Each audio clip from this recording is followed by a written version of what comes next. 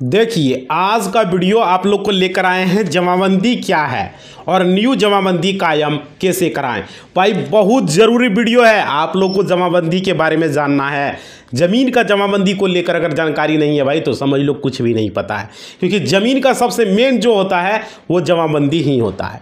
और इसके बारे में बहुत सारे लोगों को पता नहीं, बहुत सारे लोगों का जमाबंदी में नाम गलत है, बहुत सारे लोगों का जमाबंदी कायम नहीं हुआ है, बहुत सारे लोगों का रसीद नहीं कट रहा है। तो इसके बारे में जानकारी रखना जरूरी है भाई। क्यों रसीद नहीं कट रहा है, आखिर कैसे रसीद कटेगा, आपका ज़मीन का रसीद कैसे कटेगा, क्या करना होगा, लगान निर्धारण बहुत सारे लोगों का नहीं हुआ है। इस वीडियो में वो भी क्लियर करने वाले हैं। ज़मीन का लगान निर्धारण कैसे होगा वो भी बताने वाले, पूरा महत्वपूर्ण वीडियो होने वाले भाई। जितने भी वीडियो भी चल रहा है सीरीज, हम पूरा जानकारी ज़मीन से रिलेटेड आप लोग को दे रहे हैं ताकि आप लोग को किसी तरह का कोई दिक्कत नहीं होगा। तो इससे पहले क्या करना है, मेरा एक चैनल है, आप लोग सपोर्ट कीजिए। सबसे पहले इस वीडियो को लाइक कर दीजिए और साथ ही साथ मेरा एक चैनल है, डिस्क्रिप्शन में लिंक है, सब्सक्राइब माई यूट्यूब चैनल, उसे सब्सक्राइब कीजिए और इंस्टा को फॉलो करिए, फॉलो माई इंस्टा। और साथ ही साथ टेलीग्राम कटिंग पाना है तो टेलीग्राम जरूर ज्वाइन करो भाई। वहाँ पर हम कटिंग उटिंग मेरा टीम सेंड करता है, बहुत जानकारी रिलेटेड, सरकारी योजना से रिलेटेड, जमीन सर्वे से रिलेटेड, जमीन से रिलेटेड, समझ पा रहे हो, और भी स्कीम जो है, राशन कार्ड, ये सब सारा कुछ हम सेंड करते रहते हैं। आप देखो यहाँ समझो आखिर जमाबंदी क्या होता है, इसके बारे में जानना जरूरी है। व्हाट इज जमाबंदी भाई? देखो, भू राजस्व वसूली के लिए जो किया जाता है, भू मतलब क्या हुआ, जमीन, राजस्व मतलब जो उसका जो चार्ज लिया जाता है, भू राजस्व वसूली के लिए बिहार सरकार द्वारा एक रजिस्टर तैयार किया गया जिसमें मौजा का सभी रैयतों का नाम जो है अंकित किया गया था, और जिस जिस जमीन के लिए जो है नाम अंकित किया गया उसी रोस्टर को हम लोग रजिस्टर 2 में जो है, उसी रजिस्टर को मान लीजिए रजिस्टर 2 को हम लोग रजिस्टर 2 कहते हैं भाई। मतलब कि मानिए एक मौजा है, मौजा किसको कहते हैं, गांव को।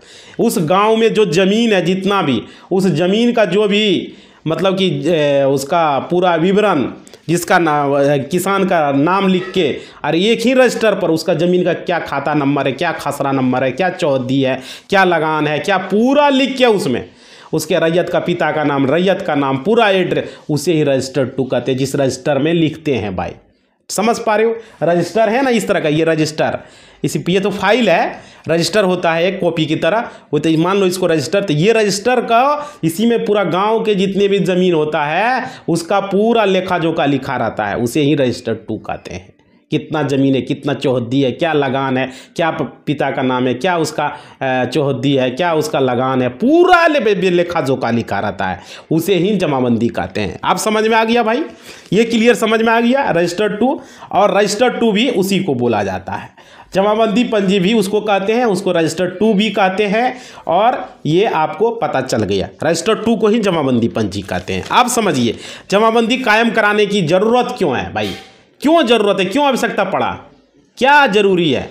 तो देखो, जमाबंदी हम लोग को देखते होंगे कि जब हम लोग दाखिल खारिज के लिए हम लोग जाते होंगे, आप लोग देखते होंगे अंचल में जो सीओ होता है, अंचल में जब हम लोग क्या करते हैं, ऑनलाइन करते हैं, तो उससे क्या होता है, हम लोग का आवेदन अंचल से कर्मचारी, पहले कर्मचारी के पास जाता है और कर्मचारी साहब क्या करता है, रजिस्टर 2 से मिलान करता है, उसको मैच करता है, मैचिंग करता है रजिस्टर 2 से, कौन, कर्मचारी। उसके बाद देखता है कि ज़मीन का विक्रेता है, जो बेचने वाला है विक्रेता, उसके नाम से जमाबंदी कायम है या नहीं है। समझ पा रहे हो, ये सबसे पहले देखता है विक्रेता का, विक्रेता मतलब क्या, बेचने वाला, बेच रहा है ज़मीन, तो उसके नाम से वो जमाबंदी है या नहीं, ये देखा जाता है। या उसके पिता के नाम से हो तो बेटा बेच सकता है, ठीक है, ऐसा नहीं कि नहीं बेच सकता, पिता के नाम से, दादा के नाम से, परदादा के नाम से तो भी बेच सकता है। तो वो मिलान करता है कि सही आदमी है या नहीं है, ये कितना भाई है, ऐसा अभी तो नहीं किसके तो 3 भाई है, एक भाई को दिक्कत हो, वो सब चीज़ भी पता करता है, तब जाके होता है भाई, ऐसे नहीं होता है, इसीलिए तो रिजेक्ट होता है।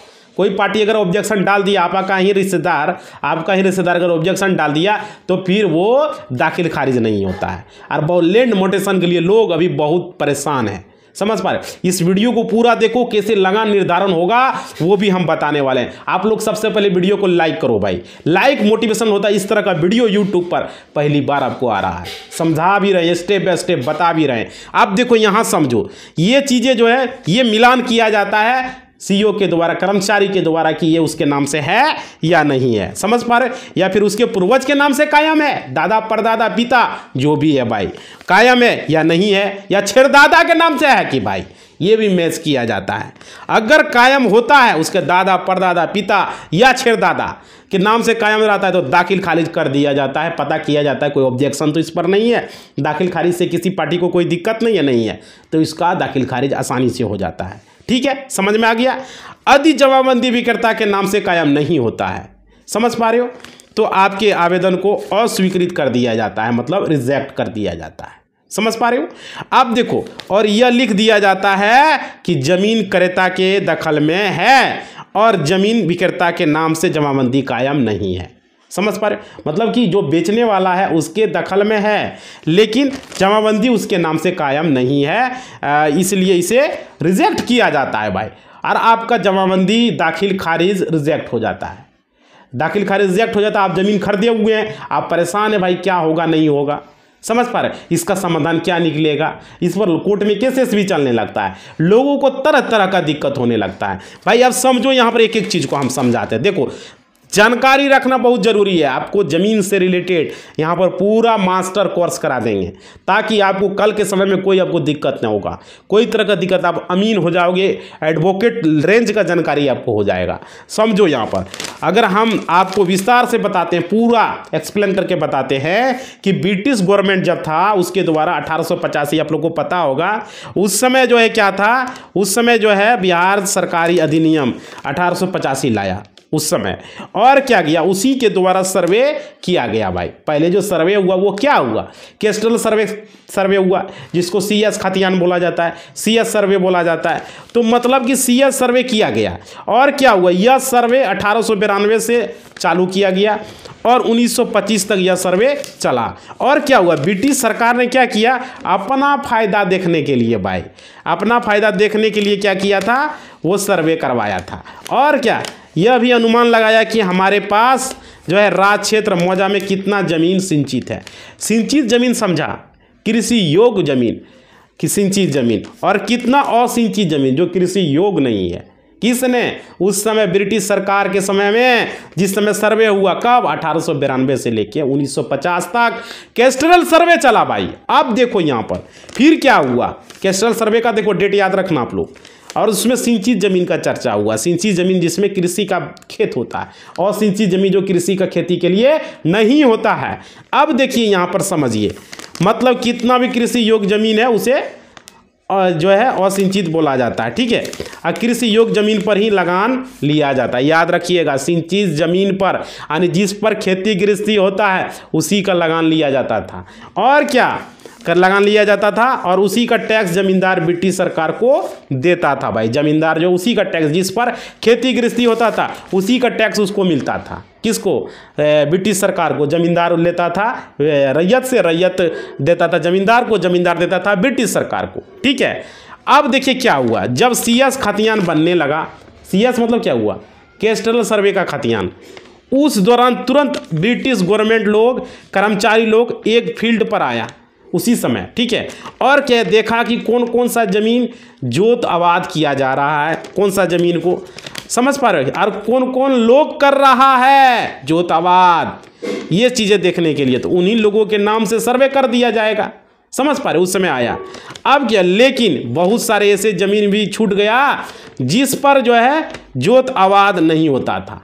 बहुत सारा ऐसा ज़मीन था उस समय, बाय मिस्टेक या जो भी कारण रहे उस समय छूट गया, जिसमें कि जोत आबाद नहीं हो रहा था। तो वह प्रति जो है हो गया, प्रति मतलब क्या हो गया, कदीम हो गया भाई, कदीम जिसको आप लोग बोलते हैं। ज़मीन प्रति रह गया, मतलब कि उस पर खेती गृहस्थी नहीं होने लगा, प्रति रह गया, कदीम हो गया। अब क्या हुआ, वही ज़मीन गेजमरुआ ज़मीन जो आप लोग आजकल जानते हो, गेजमरुआ ज़मीन की श्रेणी में आ गया। और क्या हुआ, जिसे हम लोग गेजमरुआ आम और गेजमरुआ खास ज़मीन या गेजमरुआ मालिक ज़मीन जो है के नाम से जानते हैं। गेजमरुआ खास या मालिक एक ही नाम है, और गेजमरुआ आम ये अलग है। समझ पा रहे हो, ये दोनों ही एक ही, दोनों भाई है।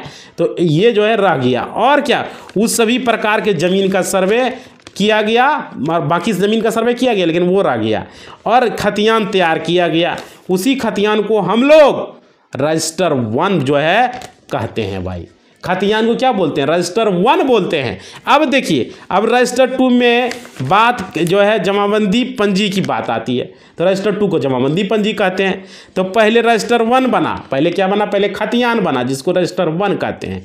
रजिस्टर 1 बना, उसके बाद लगनी रजिस्टर बना भाई। लगनी रजिस्टर बना मतलब लगान लेने वाला रजिस्टर जिसको कहा जाता है। समझ पा रहे हो? अब क्या हुआ? लगान लेने वाला, उसी को बाद में जमाबंदी पंजी या रजिस्टर 2 के नाम से जाना जाता है, जो आप लोग अंचल से निकालते हैं, ऑनलाइन मोड में निकालते हैं, उसी को बोला गया है। समझ पा रहे हो? समझ में आ रहा है? थोड़ा सा पानी प्यास लगा, पी ले रहे हैं भाई, मुंह सूख रहा है। ठीक है, आप लोग वीडियो को थोड़ा सा लाइक करो, ये मुंह खत्म हो जाएगा। लाइक जरूरी है, लाइक करो।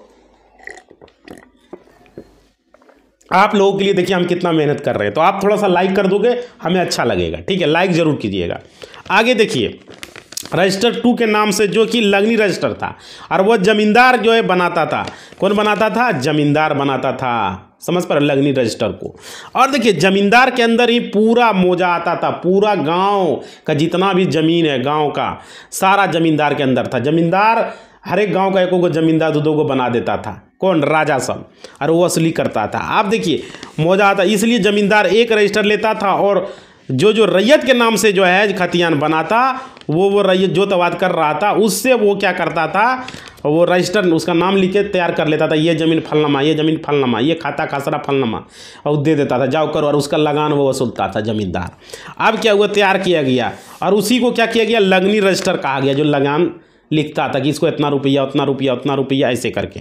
और वर्तमान में उसका नाम अभी क्या है? आप लोग जानते ही होंगे, जमाबंदी। जमा करके बंदी। समझ पा रहे हो? जमाबंदी पंजी या रजिस्टर 2 के नाम से हम लोग जानते हैं। अभी के समय में हम लोग यही जानते हैं। अब आगे समझिए, आगे क्या है? आगे देखो भाई, एक एक चीज़ को समझना है ताकि दिक्कत नहीं आए। अब देखो, अब क्या है कि अब 1950 ईस्वी में, 1950 के से पहले जब भारत आज़ाद हुआ, 1947 में आप लोग को पता होगा, तो 1950 ईस्वी से पहले जब भारत आज़ाद हुआ, तो भारत के आज़ादी के बाद भूमि सुधार अधिनियम आया था। समझ पा रहे हो? आज़ादी 47 में हुआ, उसके बाद आया भूमि सुधार अधिनियम आया, और जमाबंदी प्रथा, जो ये जमींदारी प्रथा, जो जमींदारी प्रथा चलता था ना, जमींदार लोग लगनी रजिस्टर लिखता था, उसमें पहले जमानदी मतलब कि एक जमींदारी होता था, और वो जमींदारी क्या करता था? वसूलता था लोगों से, और वो ब्रिटिश सरकार को देता था। 11% अपने पास रखता था, और 89% ब्रिटिश सरकार को देता। मतलब 100 रुपया अगर लिया तो 11 रुपया वो अपने पास रखता था जमींदार, और 89 रुपया जो है किसको देता था? ब्रिटिश सरकार को देता था। समझ पा रहे हो? इतना सिंपल समझ लो। तो ये चीज़ था, 11% अपने पास रखता था, 89% ब्रिटिश को देता था, ब्रिटिश गवर्नमेंट को देता था। अब क्या हुआ? तो ये 1947 के बाद ये प्रथा खत्म हो गया, जमींदारी प्रथा खत्म हो गया। उसके बाद अब बिहार सरकार में लगान लेने के लिए रजिस्टर 2 बनाया गया। बिहार सरकार में वो निहित हो गया, बिहार सरकार में बनाया गया। लेकिन 1954-55 में जमाबंदी पंजी बनाया गया। जमाबंदी पंजी जो हम लोग का है, ये कब बना? 1954-55 में। याद रखिएगा, जो 1954-55 में जमाबंदी पंजी बनाया गया। जमींदार लोग जो लगनी रजिस्टर से लगान वसूलता था, उसी को लेकर, उसको देखकर बनाया गया भाई। जो जमींदार लोगों से जो लगान लेता था, जमींदार जो है लोगों से, रैयत से जो लेता था, वही लगनी रजिस्टर को देख के रजिस्टर 2, जिसको जमाबंदी पंजी बोलते हो, उसी से तैयार किया गया, उसी से बनाया गया। अब देखो, समझो, यहाँ पर सारे चीज़ को फील्ड वेरिफिकेशन करके रजिस्टर 2 बनाया गया, और सारा चीज़ को फील्ड का वेरिफिकेशन घूम घूम के हर एक ज़मीन पर जाके उससे रजिस्टर 2 तैयार कर दिया गया। उसी के आधार पर वर्तमान में लगान जो वसूला जाता है, उसी के आधार पर अभी जो है लगान जो लिया जाता है, रसीद काटा जाता है, उसी के आधार पर भाई। अब देखो, बिहार सरकार के जमाबंदी पंजी या रजिस्टर 2 के आधार पर लगान वसूला जाता है भाई। बिहार सरकार के जमाबंदी पंजी या रजिस्टर 2 के आधार पर लगान वसूला जाता है, लोगों से लिया जाता है। ये समझ में आ गया। अब आगे चीज़ समझिए। आप सोचिए कि कोई भी ज़मीन का, मान लीजिए 70 से 80 साल हो गया है, ठीक है, और डायरी का तो लोग उलटते उलटते कर्मचारी लोग कितना पेज फट गया है, चुका है, जो बहुत सारे लोगों का जमाबंदी पंजी 2 नहीं मिलता है, रजिस्टर 2 नहीं मिलता है। समझ पा रहे हो? जमाबंदी नहीं मिल पाता है, और बहुत सारा पेज भी फट गया है, बहुत सारा। कितना पेज तो चूहा वेगा, दिमक उमक खा गया है, कहा नहीं जा सकता है, गल गया है। इसी कारण से जो है रईती ज़मीन तो जमाबंदी कायम किया गया था। और देखिए लगान भी है लेकिन फटने के कागज पर है, दुरुस्त नहीं है। नहीं होने के कारण आप लोगों को आवेदन जो है अस्वीकृत कर दिया जाता है, रिजेक्ट कर दिया जाता है, क्योंकि उसके पास जमाबंदी में है ही नहीं। समझ पा रहे हो, पेज फट चुका है, आप लोग दाखिल खारिज के लिए रिक्वेस्ट लगाते हो, वहाँ पर रिजेक्ट कर देता है, और लैंड मोटेशन को रिजेक्ट कर दिया जाता है। अब देखिए क्योंकि उसके पास है ही नहीं, इस स्थिति में आप लोगों को न्यू जमाबंदी कायम करा लेना चाहिए। आप लोगों को नया जमाबंदी कायम कराना चाहिए, क्रिएट करा लेना चाहिए भाई। अब देखो न्यू जमाबंदी कायम करने का प्रोसेस क्या है, थोड़ा सा पानी पी लेते हैं और फिर आप लोगों को बताते हैं। इसका प्रोसेस जो है क्या है वो समझिए। नया जमाबंदी कराने का प्रोसेस बहुत ज़रूरी है जानना भाई। वीडियो में बने हो तो इसे जान लो, जानना बहुत ज़रूरी है। क्या है देखिए, आप लोग अगर सेल डीड जिसको आप लोग बोलते हो, जिसको कि केवल्ला कहते हो, डीड कहते हो, बहुत सारे लोग उसको दस्तावेज बोलता है, वो ज़मीन अगर उससे खरीदे हो भाई तो आपके पास केवल्ला तो होगा ज़रूर, ठीक है। केवल्ला से खाता खसरा लिखा जाता है, केवल्ला से खाता खसरा उसमें लिखा होता है, ठीक है। और उस खाता खेसरा के मदद से आप खतियान भी निकाल सकते हो, ज़मीन का खतियान भी निकल सकता है। कहाँ से आप खतियान निकाल सकते हो? अपना जिले से, जिला में नकल खाना जिसको कि अभिलेखाकार बोला जाता है, वहाँ से निकाल सकते हो। और खतियान का फ़ोटोकॉपी आप करवा सकते हो, अगर आपके पास है तो ठीक है, या केवल्ला का फ़ोटोकॉपी करा लो, जीरोक्स जिसको बोलते हो आप लोग, समझ पा रहे हो। और क्या करो, एक लेटर आपको लिखना है। लेटर किसको? चिट्ठी जिसको बोलते हो, आवेदन जिसको बोलते हो। किसके नाम से? सीईओ के नाम से लिखना है, अंचलाधिकारी के नाम से। और विषय में क्या लिखना है? लगान निर्धारण के संबंध में। समझ पा रहे हो? लगान निर्धारण के संबंध में। और अंचल में जमा कर दीजिएगा। कहाँ करना है? अंचल में। जैसे ही एक सप्ताह या 10 दिन, मान के चलो 10 दिन होगा, कर्मचारी को जो है आप आवेदन अपने यहाँ वेरीफाई करेंगे। कर्मचारी आवेदन क्या करेगा? अपने यहाँ वो अपने पास से वेरीफाई करेंगे।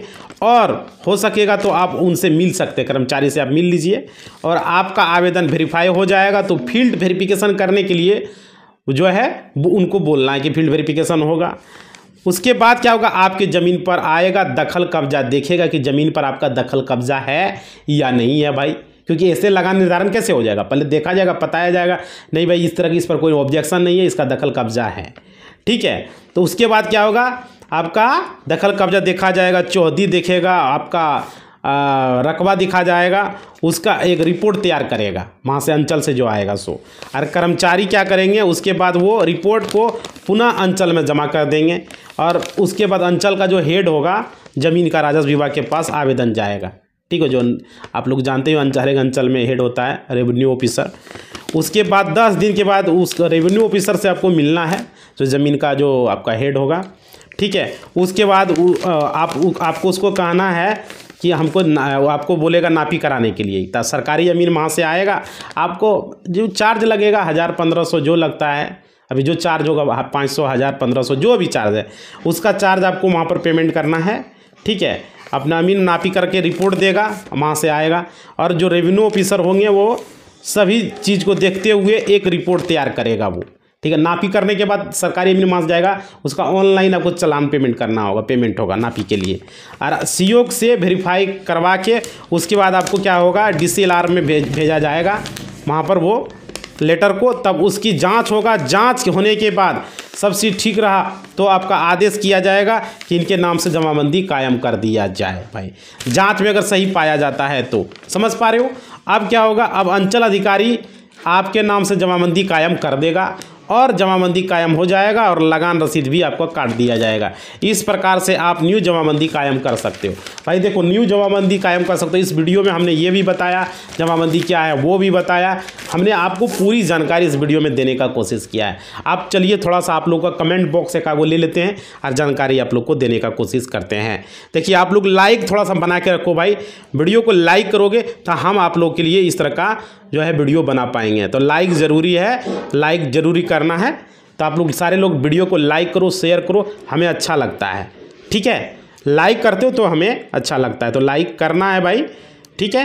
और चलो हम कल का जो वीडियो हम बनाए हैं उसका कमेंट बॉक्स आप लोग का हम ले लेते हैं। बहुत सारे लोगों ने कमेंट किया है।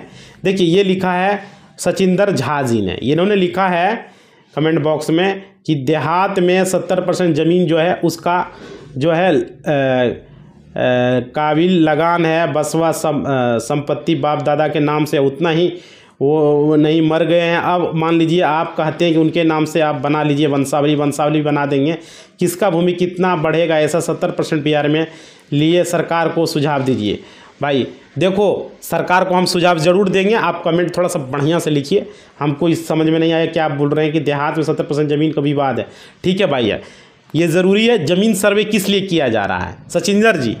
इसलिए किया जा रहा है कि विवाद को ख़त्म किया जाए, इससे 50% विवाद खत्म हो जाएगा, 20% विवाद बचेगा, हम मान रहे हैं, तो 50% खत्म होगा, धीरे धीरे वो भी खत्म हो जाएगा सरकार को। इसलिए ज़मीन सर्वे सरकार कर रहा है और पूरी तरह से हम सरकार को सुझाव देंगे। चैनल के माध्यम से आप लोगों का बात जरूर नोट किया जाएगा, हम जरूर दिलीप जायसवाल जी को देंगे, नीतीश कुमार जी को देंगे, सुझाव देंगे। समझ पा रहे हो? क्योंकि बिहार का नंबर 1 चैनल ज़मीन सर्वे का है और ये विवाद का निपटारा होगा, ज़मीन सर्वे हो रहा है। कोई भी दिक्कत है, अगर आपको कोई दिक्कत है भाई तो आप कमेंट करना, ठीक है। चलिए आगे देखते हैं, आप लोग का सुझाव को हमने नोट कर लिया है। आगे देखिए, ये लिखा है ये इमदाद की मुडा, भाई नाम लिखा हुआ है, ठीक है।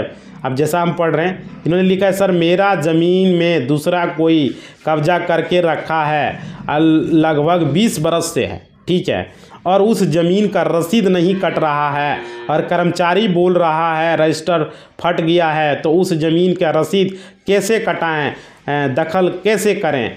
भाई ये कर्मचारी बदमाशी कर रहा है और ये ज़मीन आपका क्या है, खतियानी है या कबल्ला? भाई वो निकाल लो और उसको दिखावो कर्मचारी को, तुरंत उसका करेगा, रसीद काटेगा। क्यों नहीं काटेगा?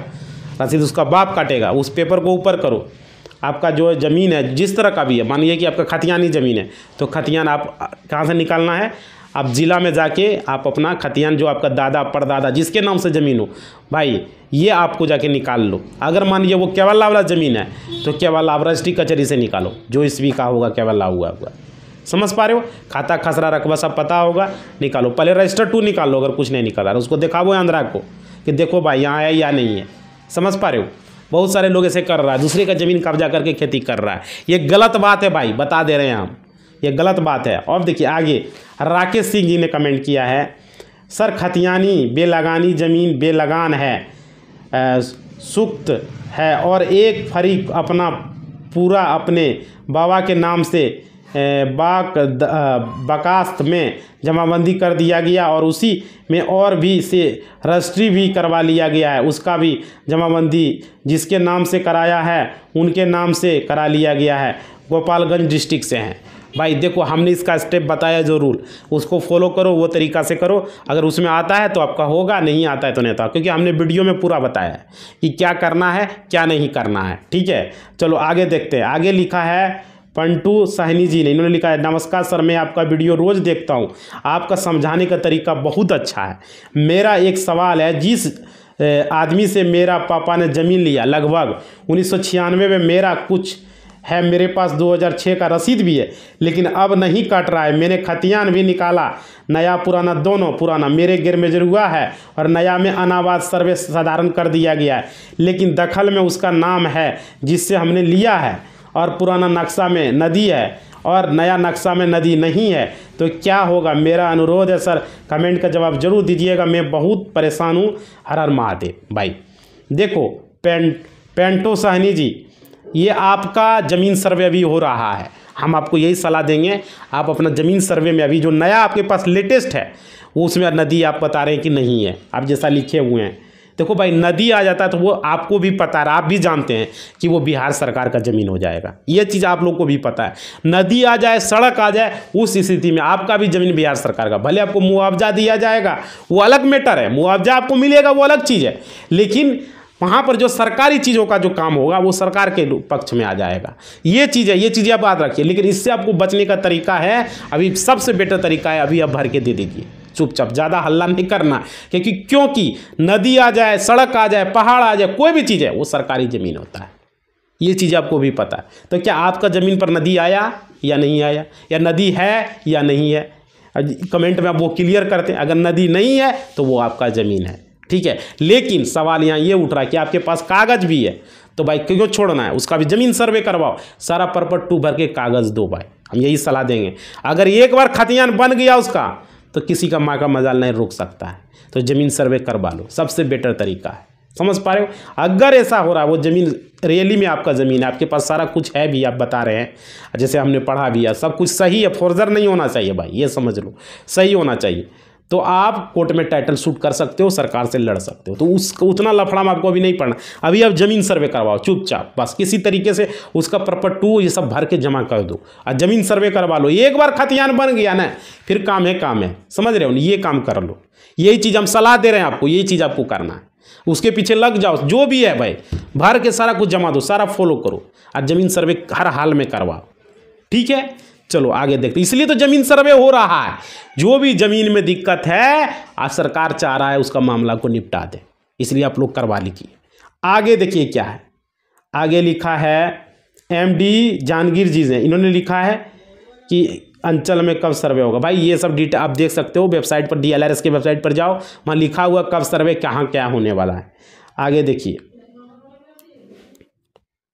ये लिखा है घर में भागलपुर जिला का रहने वाला हूँ, मेरे बाप दादा का ज़मीन है मोहनपुर खालिदास मौजा में है, उसका खतियानी नहीं मिल रहा है सर।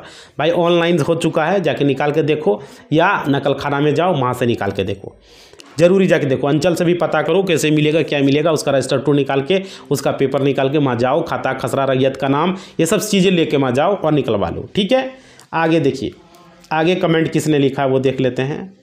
ये लिखा है ललन रजक जी ने, ये लिखा है सर अभी भी काफ़ी संख्या में लोग हैं जिसका नाम 1908 में सर्वे नहीं है, ज़मींदारों द्वारा 1920 में बसाया गया था, लेकिन उसके पास कोई डीड ही नहीं है, मात्र नगर परिषद का होल्डिंग टैक्स का रसीद है, ज़मींदार को भी रसीद नहीं है, इसका लग्न कैसे निर्धारण। भाई यही तो वीडियो में बताए हैं, आज का जो वीडियो है ललन रजक जी, आज का वीडियो जो है यही वीडियो है, और इससे भी पहले भी मैंने बताया आप लोगों का लगान का निर्धारण के यही काम करना। अभी जो बताएं हम ये काम करो, होल्डिंग टैक्स लगा देना है, जो पेपर है लगा देना, आधार कार्ड लगा देना, सारा कुछ, और आवेदन CO के नाम से लिखना है और ये प्रक्रिया करना है। वीडियो को पूरा देख लो, ठीक है, हम वीडियो में पूरा बताए हुए हैं, कमेंट में क्या बताएंगे, वीडियो में ही बता दिए हैं कैसे जमाबंदी कायम होगा, कैसे लगान कायम होगा।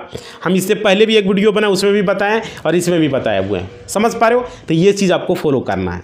ठीक है, आपके सवाल का जवाब इस वीडियो में ही है, वीडियो को पूरा देखो और वो चीज़ करो। आगे देखो, आलोक कुमार गुप्ता जी ने लिखा है कि बिना बंटवारा के ज़मीन लिए हैं भाई या पाटीदार को भी आपत्ति नहीं है तो क्या होगा। बिहार औरंगाबाद आलोक कुमार, भाई बिना बंटवारा का ज़मीन खरीदा क्यों, होगा कुछ नहीं, लेकिन कल के समय में अभी दाखिल खारिज के लिए लगाओ, अगर उसने रिजेक्ट कर दिया तो दाखिल खारिज रिजेक्ट हो जाएगा। बात समझो, यहाँ पर दिक्कत तो ये है उस पर दखल कब्जा करने दे रहा है, जाओ दखल कब्जा कर लो उस पर, अच्छी बात है, बिना बंटवारा का लिए हो तो देखो उस पर दखल कब्जा करो, जाके बनाओ और उसका लैंड मोटेशन करवाओ। अगर लैंड मोटेशन हो गया, दखल कब्जा हो गया, कोई दिक्कत नहीं है, अपना पेपर बना लो, अपना रसीद कटवा लो, हो गया। लेकिन अगर वही पाटीदार जो उसका पट्टेदार है, जो हिस्सेदार है, अगर वो डाल दिया ऑब्जेक्शन या दखल कब्जा करने से और ये लैंड मोटेशन रसीद कटने से रोक दिया तो भाई दिक्कत हो जाएगा, क्योंकि उसका वीडियो चैनल पर बना हुआ है, हमने बताया हुआ है हर एक चीज़ को कि क्या करना है नहीं करना है, समझ पा रहे हो? तो वो चीज़ें आपको करना है। ये वीडियो को हमने देखो पूरा तरीके से बता दिया, बहुत सारे लोगों का लगान निर्धारण नहीं हुआ, 1908 का 1920 का लेकर है, हमने पूरी जानकारी दिया भाई। अब वीडियो को देखो हम बढ़िया से बता रहे हैं, अच्छे तरीके से आप लोग को बता रहे हैं। आप लोग को क्या करना है, वीडियो को लाइक जरूर कर देना, हमें मोटिवेशनल मिलता है, तब आप लोगों के लिए अच्छा से अच्छा जानकारी लेकर आता हूँ। लाइक करते हो तो हमें अच्छा लगता है, नहीं करते तो मुरझाने लगता है, कुछ समझ में ही नहीं आता है। लाइक करते हो भाई, 1000 लाइक है, 2000 लाइक है, शरीर में ताकत आता है, एनर्जी आता है, तो लाइक थोड़ा कर दो भाई, हमें भी खुश कर दो, आपको भी जानकारी हम देंगे, समझ पा रहे हो? इसी बात के साथ अपना वाणी को हम विराम देंगे। मेरा एक चैनल है, डिस्क्रिप्शन में लिंक है, subscribe my new YouTube channel, उसे जाके सब्सक्राइब करो और फॉलो माई इंस्टाग्राम लिखा हुआ, उसे इंस्टा को फॉलो करो और टेलीग्राम चैनल लिख, ज्वाइन टेलीग्राम चैनल लिख, टेलीग्राम को ज्वाइन कर लो, कोई भी कटिंग पाना है तो, समझ पा रहे हो? ये जरूर है, कुछ चीज़ पूछना है तो इंस्टाग्राम पर लिखो या यूट्यूब पर कमेंट करो, ये दोनों जगह आप लिख सकते हो भाई, दोनों जगह कमेंट को पिक किया जाएगा। धन्यवाद, जय हिंद।